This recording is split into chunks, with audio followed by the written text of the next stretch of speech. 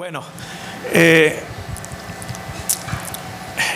la experiencia de viajar a Turquía y a Grecia fue maravilloso, impresionante, muy ilustrativo.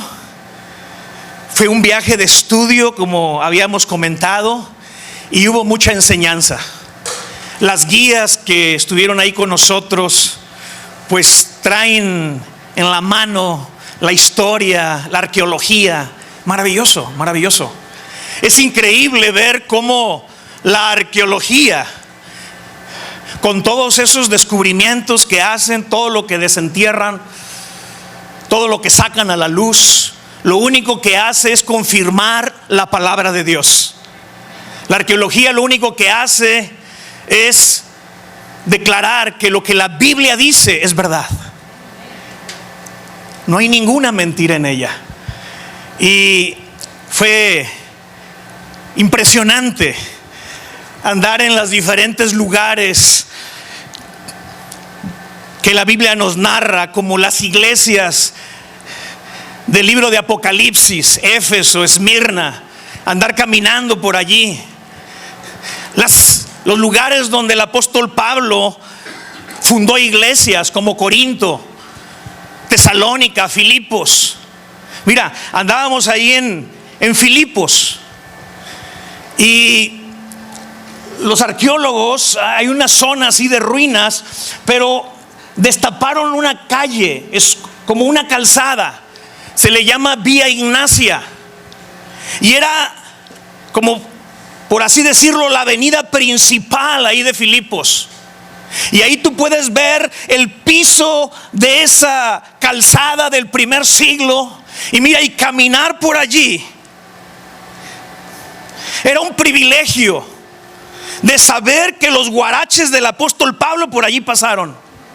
Impresionante, impresionante. Estar en el Bema, en Corinto, el tribunal donde fue llevado el apóstol Pablo por aquellos judíos que no lo querían en la ciudad, y lo llevaron ante el procónsul Galeón para ser juzgado en este lugar. Ahí me tomé fotos en el Bema, el tribunal.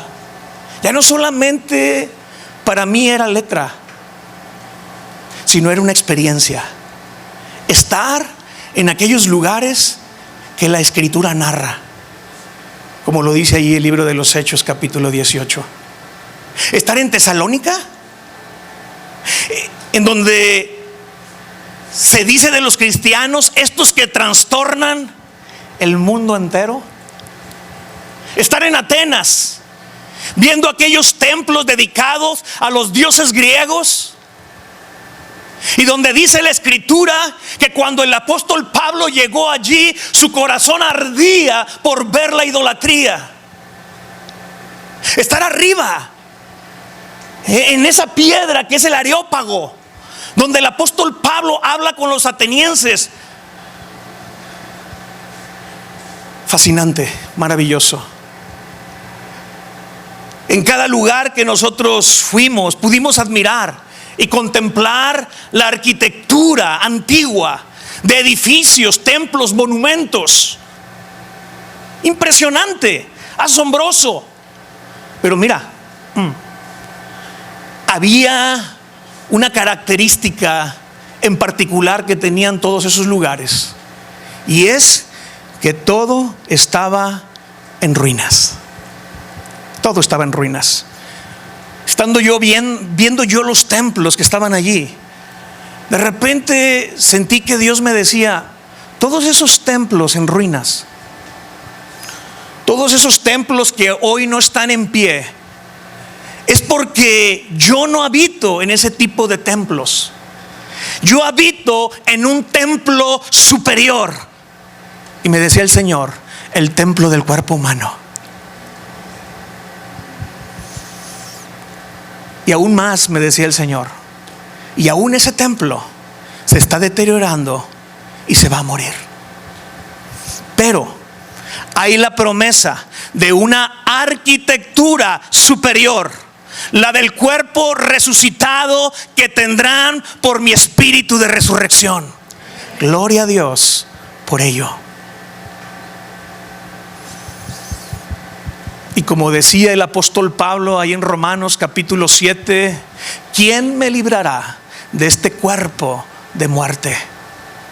Y cómo anhelamos y cómo debemos tú y yo anhelar el poseer ese cuerpo glorificado, ese cuerpo resucitado, como el que tiene nuestro Señor Jesucristo.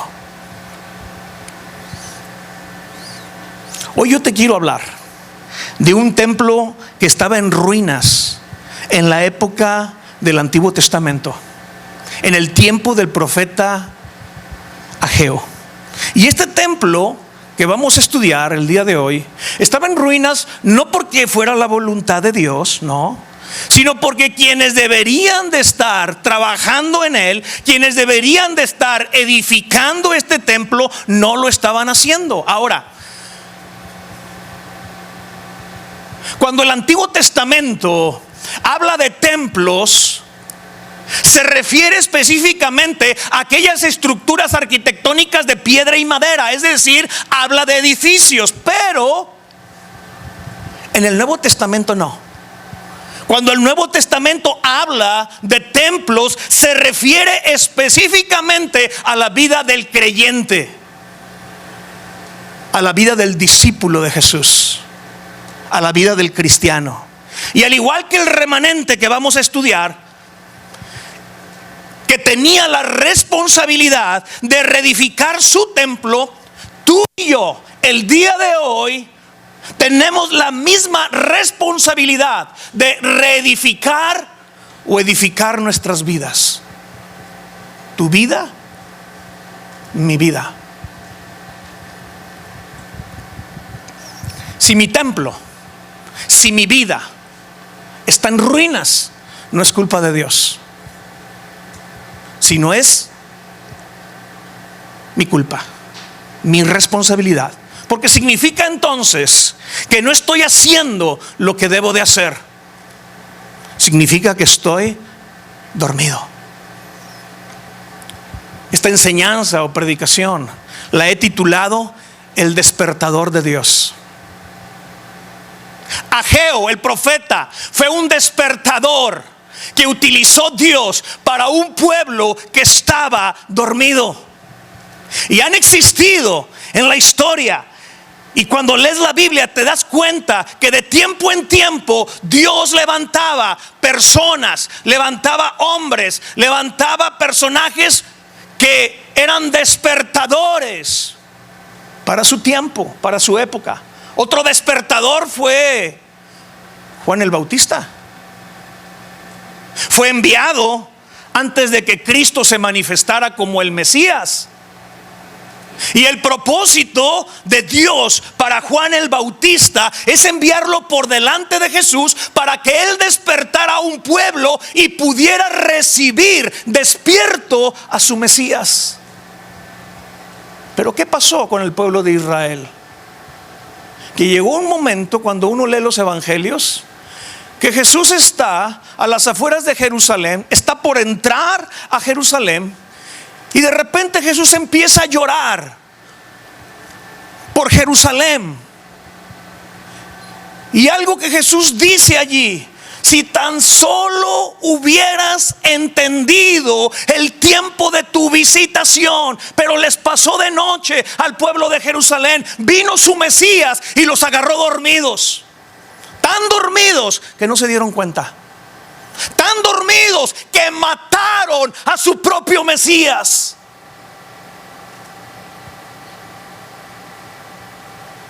¡Qué tragedia!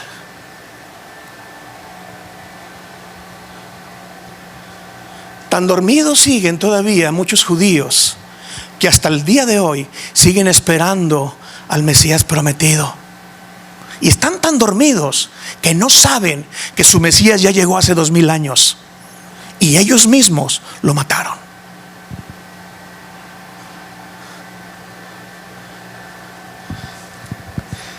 Yo te invito a que me acompañes al libro de Ageo.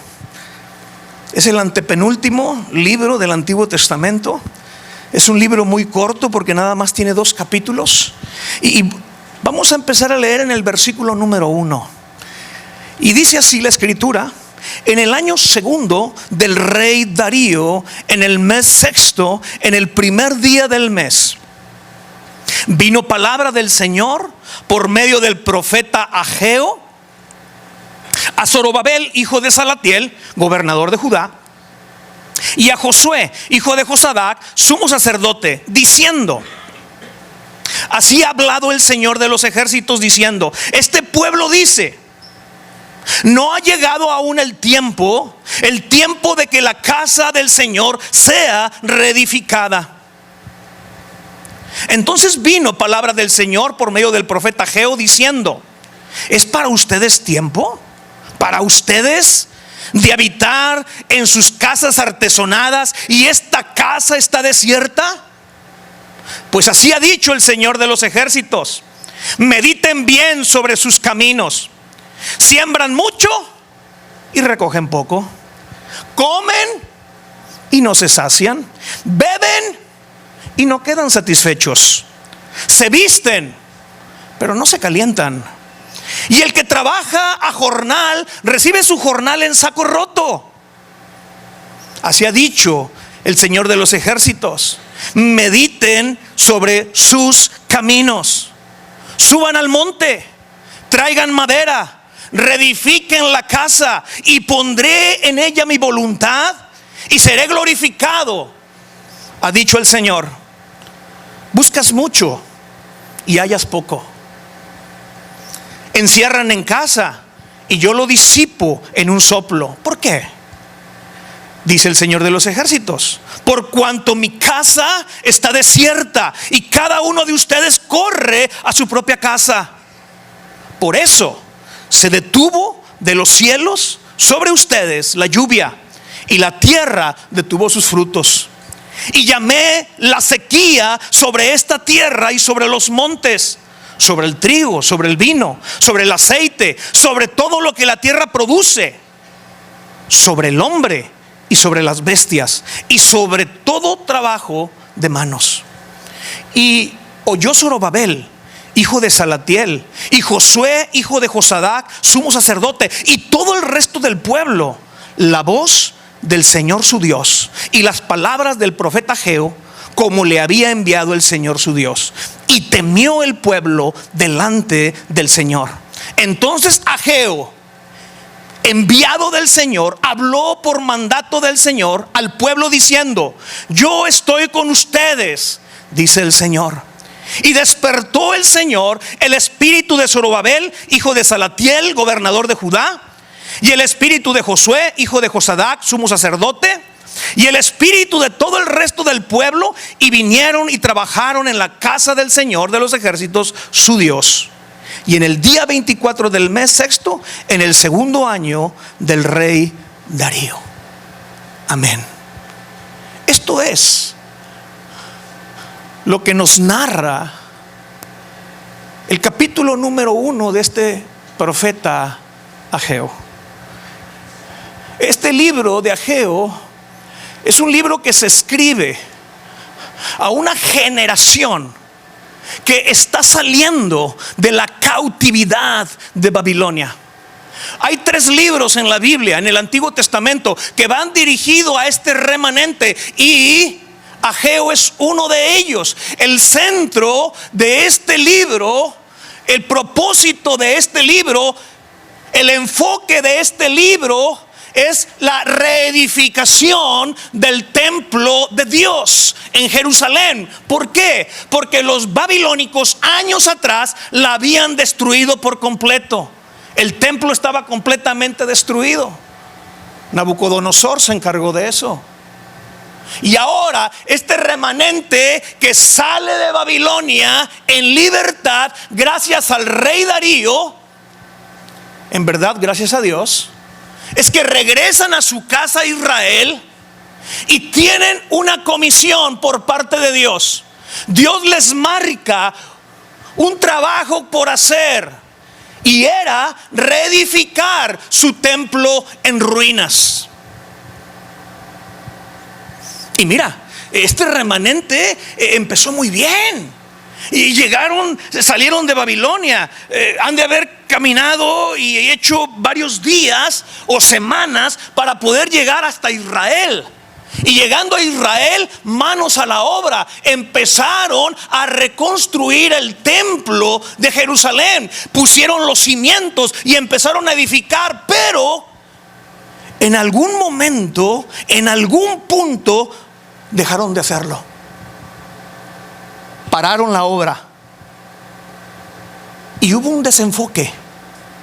Y en vez de edificar la casa de Dios, se dedicaron a edificar sus propias casas. Algo pasó.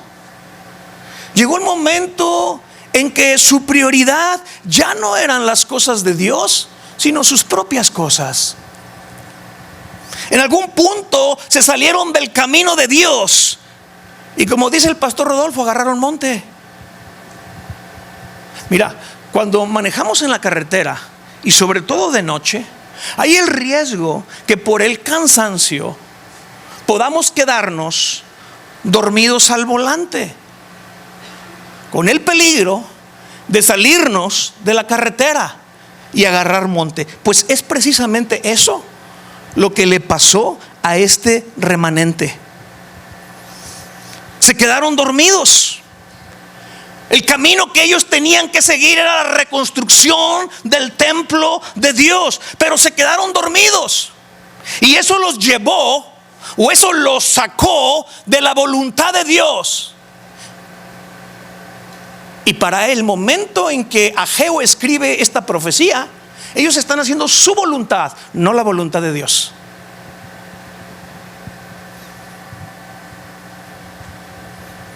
Se habían olvidado del proyecto de Dios por enfocarse en sus proyectos de vida. Y no está mal que nos enfoquemos en nuestros proyectos de vida, siempre y cuando no descuides los proyectos de Dios. Porque ese fue el problema de este pueblo. Eran personas que manejaban su propia agenda y su propio tiempo, al grado que dijeron: no ha llegado aún el tiempo de reedificar la casa de Dios. Era su conclusión, era su pensamiento, era lo que había en su corazón, que no era el tiempo para trabajar en las cosas de Dios.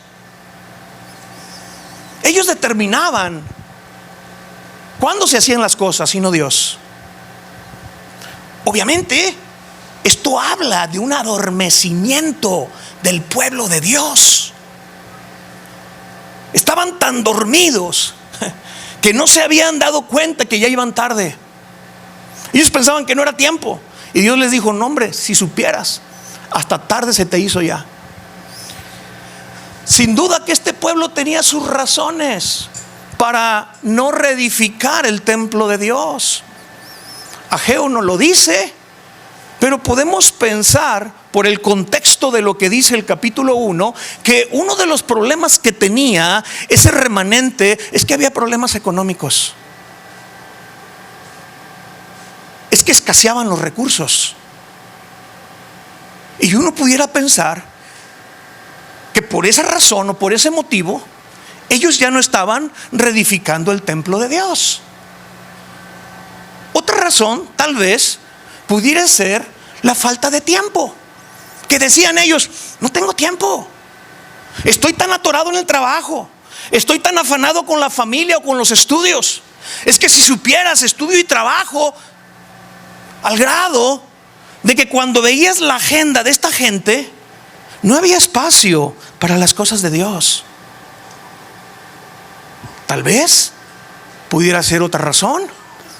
Una más que pudiésemos pensar de por qué no reedificaban el templo del Señor, era tal vez por los enemigos que los oprimían. Y como no tenían muro de protección, porque también estaba destruido, se sentían vulnerables. Y tal vez estos enemigos los oprimían al grado que se sentían intimidados. Tal vez tenían miedo, y ese temor, recuerda muy bien que el miedo paraliza. Y tal vez eso paralizó la obra de reconstrucción del templo. Podemos suponer muchas cosas a lo cual le pudiésemos echar la culpa de que ellos ya no estaban reconstruyendo lo que deberían de estar reconstruyendo. Pero escúchame una cosa, sea lo que sea o lo que haya sido, para Dios eran puras excusas y pretextos.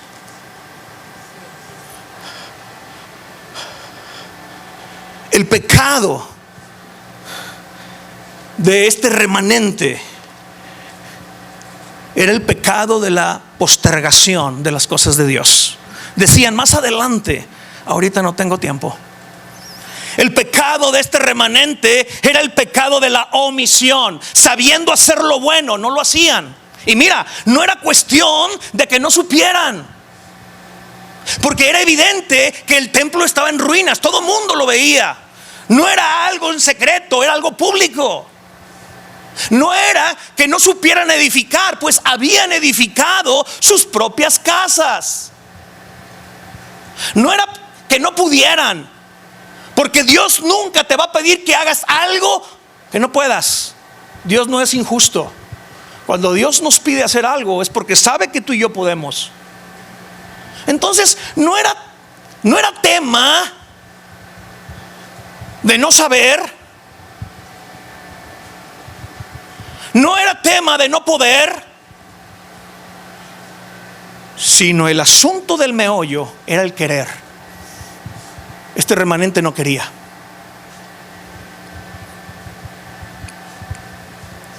Y Dios no obliga a nadie. Dios es un caballero. Dios no le tuerce la mano a nadie para que haga algo. Tiene que haber un querer. Dios trabaja con los que quieren. No con los sabios, no con los entendidos, no con los iluminados, sino con los que tienen un corazón dispuesto a querer hacer su voluntad. Obviamente, toda esta actitud de este remanente es una evidencia más de su adormecimiento. Todo esto trajo consecuencias, como lo acabamos de leer en el capítulo 1. ¿Qué consecuencias? Una cosa que nos dice allí Ageo es la escasez. No completaban, no les alcanzaba, el dinero no era suficiente y aún los ahorros los perdían.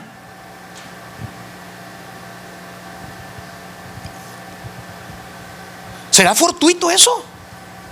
No. ¿Qué más? ¿Qué otra consecuencia había? Una improductividad. Por más que trabajaban, por más que se afanaban, por más que se esforzaban, la producción era poca. ¿Será natural? Claro que no. ¿Qué otra consecuencia? Insatisfacción. Nada los llenaba, nada los saciaba. Siempre estaban deseando más, porque había un hueco, había una necesidad que no se satisfacía con nada. ¿Qué otra consecuencia? Sequía. No llovía y por consecuencia no había cosechas. Estaba cerrado el cielo y estaba cerrada la tierra. Y una más, esterilidad. El ganado no se multiplicaba, pero tampoco las personas. No podían tener hijos, no podían quedar embarazados. Había una esterilidad. Ahora, todas estas consecuencias, escúchamelo, no eran del diablo, no era el enemigo, no era casualidad, no era natural. Todo esto que estaba pasando a este remanente era Dios mismo haciendo estas cosas con él. O sea, entiéndeme, todo esto que les estaba pasando es un lenguaje que Dios usa para llamar la atención de su pueblo. Es como sacudirlos porque están dormidos y Dios quiere despertarlos. Con esto Dios buscaba que su pueblo reflexionara sobre sus caminos, que se dieran cuenta que estaban mal y que se necesitaban arrepentir, y y que tenían que reorientar sus prioridades otra vez. Habían dejado su primer amor. Ya no había esa pasión que había al principio. Ya venían a las cosas de Dios por costumbre y no con una expectativa de encontrarse con Él. Dios quería que ellos terminaran lo que habían empezado, la reconstrucción del templo, y de esta manera restaurar un culto apropiado a Dios y con ello recibir las bendiciones del cielo. Dios quería abrir las ventanas del cielo para derramar sus bendiciones sobre ellos. Y no es que Dios no quisiera, es que ellos no se dejaban.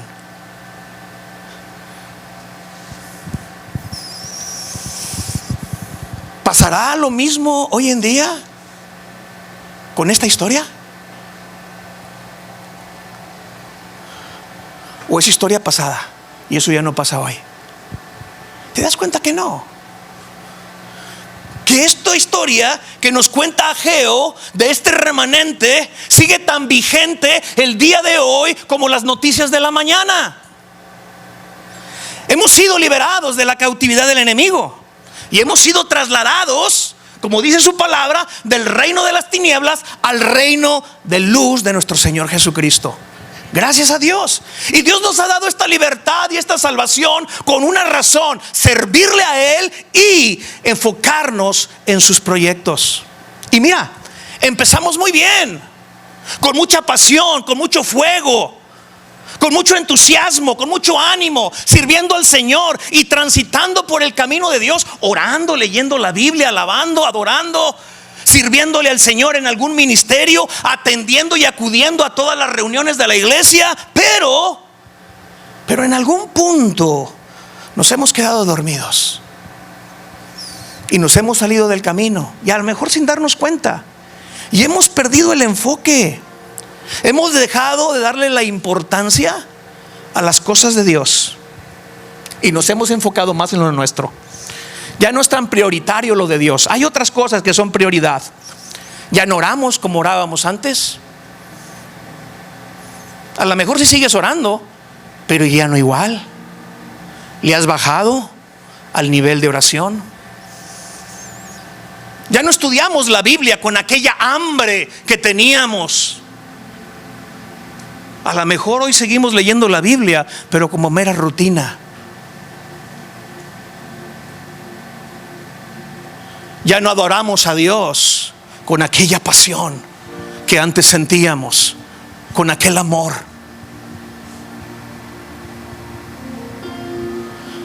Tal vez ya no queremos servir y hasta llegamos a pensar que lo haga otro. Yo ya serví por mucho tiempo al Señor.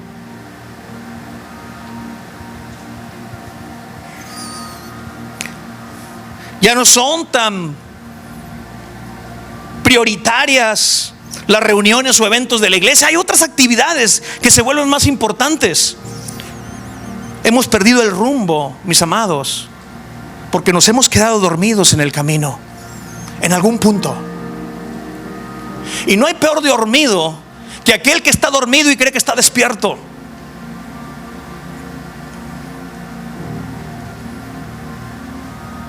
Incluso podemos llegar a pensar: ahorita no es tiempo para que yo me comprometa en las cosas de Dios. Tengo otros asuntos que resolver antes. Ya más adelante lo haré. ¿Y quién te dice que vas a tener tiempo para hacerlo? Y llegamos a expresar lo mismo que este remanente: aún no ha llegado el tiempo. Mis amados, es un pecado de omisión en nuestras vidas. Obviamente, esto trae consecuencias, al igual que a este remanente: escasez, improductividad, insatisfacción, sequía, esterilidad. Y otra vez es Dios en su misericordia tratando de llamar nuestra atención para que despertemos, tratando de que nosotros reaccionemos, de que volvamos a retomar el camino que habíamos perdido. En su exhortación, Dios hace una demanda y dice: suban al monte, bajen madera y reconstruyan mi casa, y yo pondré mi voluntad en ella y seré glorificado. Dios en su misericordia y paciencia le da la oportunidad a su pueblo de terminar lo que había dejado inconcluso.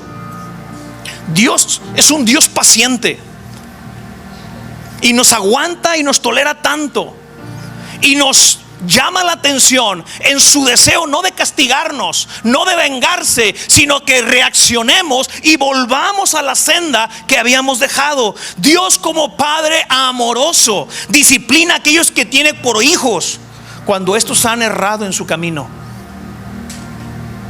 Y la vara de la disciplina quita la necedad y nos hace sabios. ¿Cómo respondió este remanente a la palabra de Dios? Tú lees el versículo 12 y dice que escucharon la voz de Dios y de su profeta. Y esto los llevó a temer delante del Señor. Es decir, ellos respondieron de la manera como Dios esperaba que lo hicieran, reconociendo su error y arrepintiéndose de corazón. Cada vez que tú y yo pecamos, es lo mismo que tenemos que hacer: abrir nuestro oído, no cerrarlo. Y aunque nos vayan a reprender, tenemos que oír la reprensión. A veces esa reprensión vendrá de un mensaje, a veces esa reprensión vendrá de una enseñanza, a veces esa reprensión vendrá de la lectura de la palabra o de alguna visión o sueño. Dios tiene muchas maneras de hablarnos. El tema es tener nuestro oído abierto para escucharlo. Segundo, reconocer nuestras faltas, nuestro pecado delante de Dios. Y tercero, pedirle perdón y arrepentirnos de corazón. Si tú y yo hacemos eso, Dios va a reaccionar de la manera como reaccionó con este pueblo. Hubo dos reacciones de Dios. Número uno, dice el versículo 13, que Dios los animó. ¿Cómo los animó? Diciéndoles: hey, pueblo mío, yo estoy con ustedes, dice el Señor. El Salmo 51 dice que un corazón contrito y humillado Dios no desprecia. No hay mayor garantía de seguridad en la vida de una persona que la presencia del Señor. No hay cosa que nos anime más o que nos envalentone más que saber que Dios va con nosotros. Porque si Dios es por nosotros, ¿quién contra nosotros? Decía el apóstol Pablo en Romanos 8. La segunda cosa que Dios hace, dice el versículo 14, despertó el espíritu de este pueblo. No despertó la emoción, no despertó el intelecto, no despertó el alma, no, se fue a lo más profundo. El problema de este pueblo es que su espíritu es el que estaba dormido. No su intelecto, no sus emociones, sino su espíritu. Y es lo que despierta.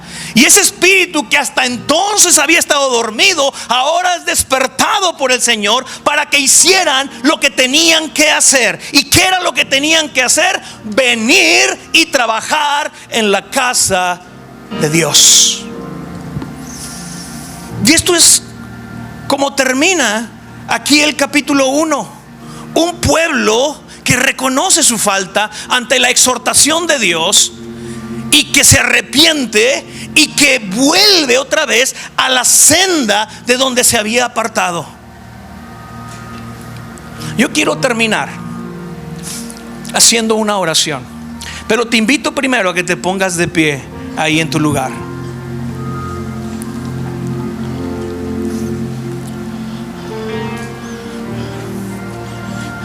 El peor sueño, escúchame, el peor sueño que existe en este planeta es el sueño de aquellos que están en el mundo y no conocen de Dios, porque es un sueño mortal. Que cuando despierten lo van a hacer en el infierno. Es el peor sueño,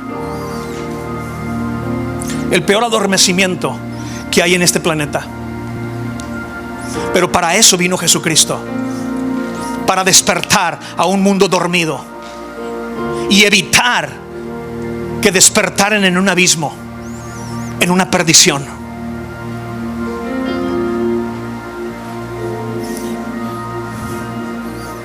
Yo quiero que cierres ahí tus ojos y yo quiero hacer una primera oración. Si tú es la primera vez que oyes un mensaje como este y no has recibido a Cristo en tu corazón, tú necesitas al despertador de despertadores, nuestro Señor Jesucristo. Él vino a este mundo para despertar a un mundo que estaba adormecido por el pecado. Y tú necesitas recibir a Jesús en tu corazón.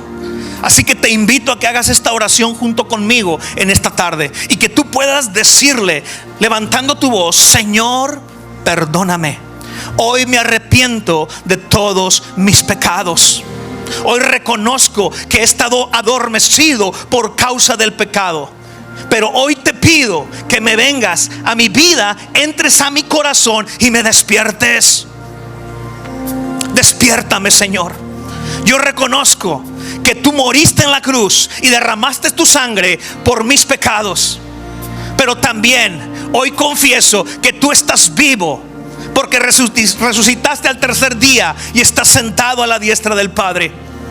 Hoy te abro mi corazón y te recibo como mi Señor y mi Salvador. Gracias por tu Santo Espíritu que hoy recibo en mi vida. En el nombre de Jesús. Y vamos a hacer lo que dice la palabra de Dios aquí en Ageo. En el versículo 5 y 7, 2 veces Dios repite la misma frase. ¿Y cuál fue la frase? Medita bien sobre tus caminos. Y mira, para que Dios repita lo mismo 2 veces, es porque es sumamente importante. No es una introspección superficial, no es una revisión por fuera, sino lo que está pidiendo Dios que hagamos tú y yo el día de hoy es que reflexionemos profundamente, nos echemos un clavado a nuestra vida. ¿Cómo llevamos nuestra vida hasta el día de hoy? Que nos demos cuenta. Así que cierra allí tus ojos por un momento. Olvídate de la gente que está a tu alrededor y concéntrate en ti mismo. ¿Hay algo que está en ruinas en tu vida? ¿Has descuidado las cosas de Dios? ¿Existe en tu vida el pecado de omisión? Es decir, ¿has dejado de hacer aquello que edifica tu vida? ¿Has dejado de orar? ¿O ya no oras igual? ¿Ya no lees la Biblia? ¿Has descuidado el templo de Dios? Es decir, ¿has descuidado tu espíritu, tu alma o tu cuerpo? Inclusive, tal vez has permitido que tu cuerpo, que es el templo del Espíritu Santo, haya sido profanado, contaminado o violado. ¿Hay escasez en tu vida? ¿O improductividad? ¿Los negocios no salen bien? ¿Se cierran las puertas laborales? ¿Vives en desempleo? ¿Te faltan los recursos? ¿O hay una insatisfacción en tu vida que nada te llena? ¿Hay una sequía o esterilidad? ¿Nada florece ni reverdece? ¿No será a consecuencia de que hemos descuidado las cosas de Dios y hemos priorizado otras cosas? ¿Has estado postergando la voluntad de Dios para tu vida? Diciéndole: Señor, ahorita no, más adelante. Mis amados, tenemos que reconocer lo que está mal en nuestras vidas y pedirle perdón al Señor y arrepentirnos de todo corazón.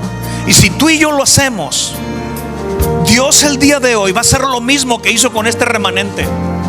Te va a confirmar, te va a animar diciéndote: yo estoy contigo, no vas solo, yo voy contigo. Y lo que va a hacer es despertar tu espíritu.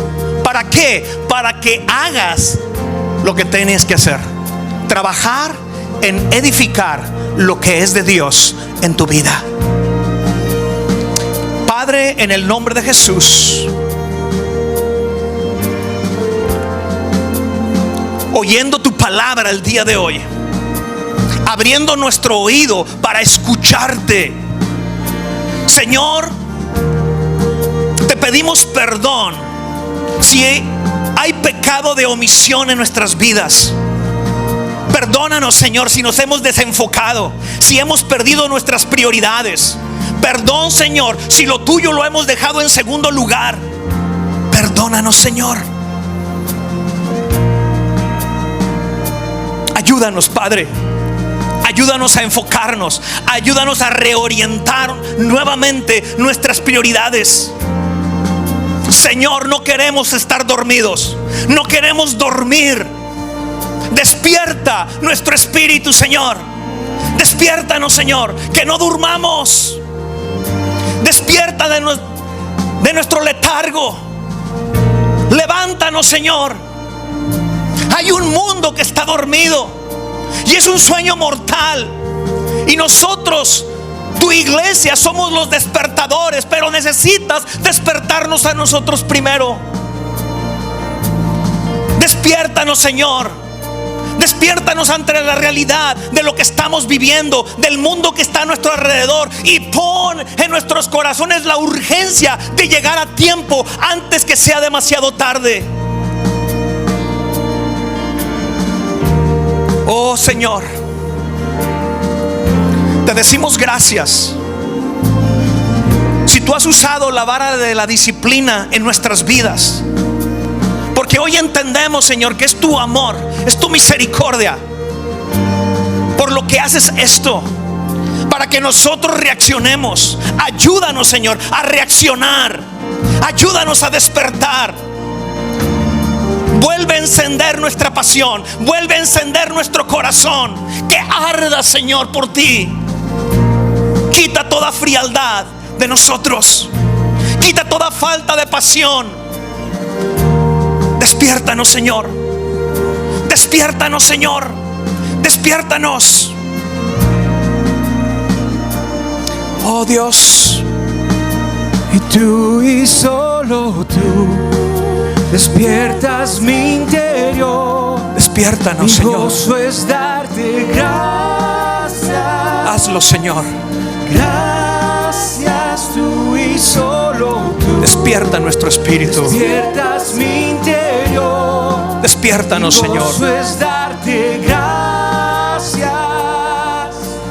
Gracias, tú y solo tú. Despiertas mi interior. Mi gozo es darte gracias. Te doy gracias, tú y solo tú. Despiertas mi interior. Mi gozo es darte gracias. Gracias. Y bueno eres, Dios. Gracias por tu misericordia. Gracias en espíritu y verdad. Gracias, yo te digo gracias.